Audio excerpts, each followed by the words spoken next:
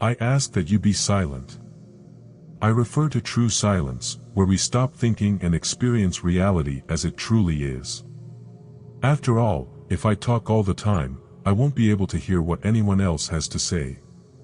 And if I think all the time, and by this, I mean talking to myself, even if silently within my skull, if I think all the time, I'll only have thoughts to think about.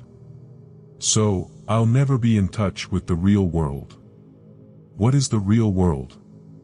Some believe the real world is material or physical. They say it's made of a certain substance. Others believe the real world is spiritual or mental. But I want you to realize that both theories about the world are concepts, they are words.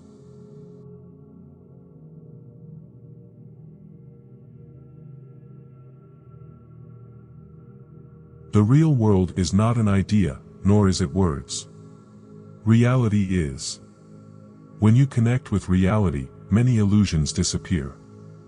I'll mention several illusions that don't truly exist. Let's start with earthly ones, like money.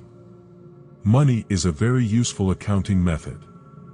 It's a measure of wealth, just as centimeters are measures of length and grams are measures of weight. You can't eat money.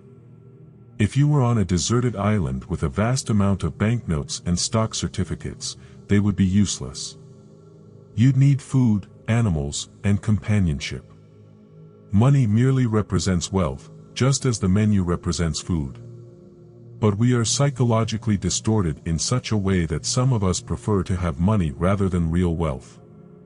But you can't drive 5 cars simultaneously or live in 6 houses simultaneously or eat 12 roasts all at once. There's a limit to consumption. Another confusion is that we mistake ourselves, as living organisms, with the idea we have of ourselves.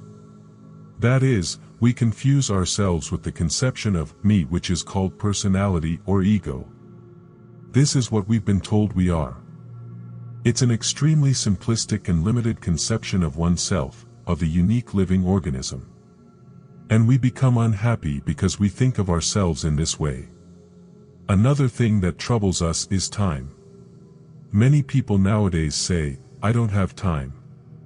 Of course not, because you're not aware of the present. On your watch, the present is represented by a line as thin as can be visible. But the present is the only real time. There's no past or future, and there never will be. We think of the present as an infinitesimal point where the future turns into the past. And we also do something terrible, we imagine we are results of the past. And we're always blaming others. But the truth is, everything starts here and now. You are creating, and you don't admit it. We are all gods in disguise.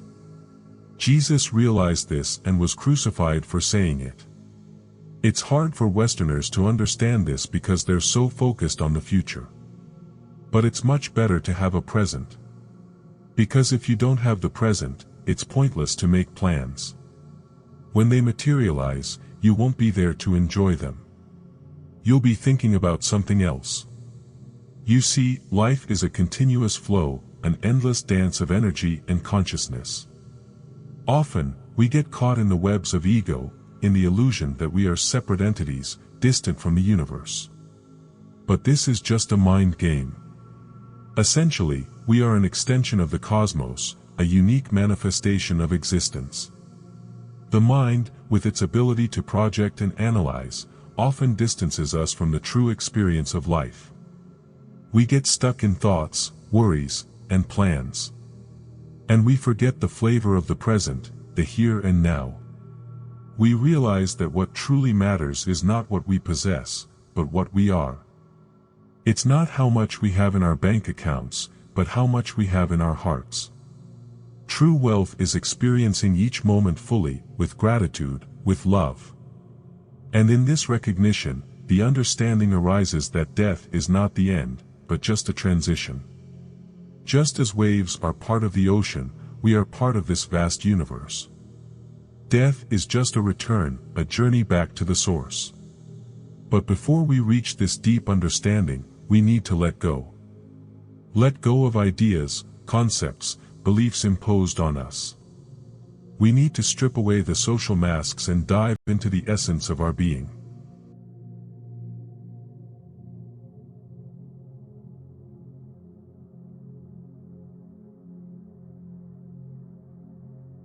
Only then can we see beyond illusions and touch true reality. Not in the sense of renouncing the world, but in not overly identifying with it. View all experiences, good or bad, as learning. Be thankful for every moment, for each moment is a step towards enlightenment. By embracing the now, we find freedom. A freedom not tied to external circumstances but sprouting from within. A freedom not based on having, but on being. And in this being, we discover joy, peace, and unconditional love. This is the path of awakening, the path of the true master. You can feel the vibration of the eternal calling you from the deep abyss of your being. But what is this call? It's the whisper of truth that every heart longs to know. It's the gentle melody that resonates within the fibers of existence. In the ocean of existence, we are like drops, seemingly separate, but in essence, part of the same whole. The human mind, in its relentless search for meaning, often loses its way in the shadows of ignorance. Yet, it's in this darkness that the light of wisdom can shine brightest. Reflect on the ephemeral nature of all things. Everything that is born grows and eventually decays. But there is something within you that remains unchangeable, witnessing all changes without being affected by them. This is Atman, your true self, the pure and unchanging consciousness. By recognizing this truth, you free yourself from the chains of time and space. Seek the company of those who walk the path of truth. The wise say that the company of enlightened beings is like a ship that helps cross the ocean of ignorance. In the presence of such souls, your doubts dissipate, and the truth unveils itself. And remember, the truth is not something you can find outside. It's already within you, waiting to be uncovered. As the sages say, what you seek is seeking you. So, don't seek the truth, just become worthy of it, and it will reveal itself to you. It's to be noticed that your thirst for understanding is as deep as the endless ocean. The spiritual journey is often a challenging trek, but like the lotus, the soul emerges beautiful and pure from the murky waters of ignorance. Often, we are seduced by the mirage of temporary realities. We are like travelers in the desert, chasing after oases that vanish as we approach. But the true oasis, the eternal source of contentment, lies within us. It's the heart, the center of our existence, pulsing with the rhythm of the universe. However, to tap into this source, understanding the principle of duality is essential. Light and shadow, day and night, joy and sadness, these are the pairs of opposites governing our earthly experience. Yet, they're two sides of the same coin. To transcend this duality, one must embrace both, accepting the entirety of human experience. Moreover, understand that knowledge isn't just intellectual. It must be experienced, felt in every fiber of being. True wisdom doesn't come from books or scriptures but from the direct experience of reality.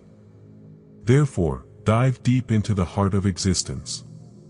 Like a pearl diver, plunge into the depths, unafraid of the dark, knowing that the treasures you seek are buried there.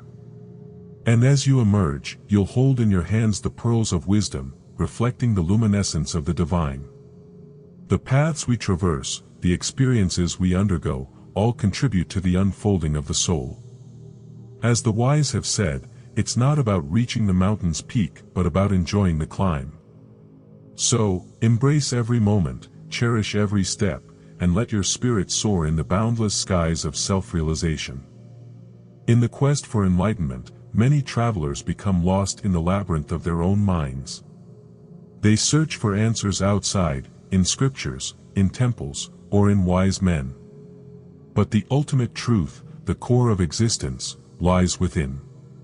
It's like a gem hidden in plain sight, waiting to be discovered. The journey towards this discovery is not a linear path.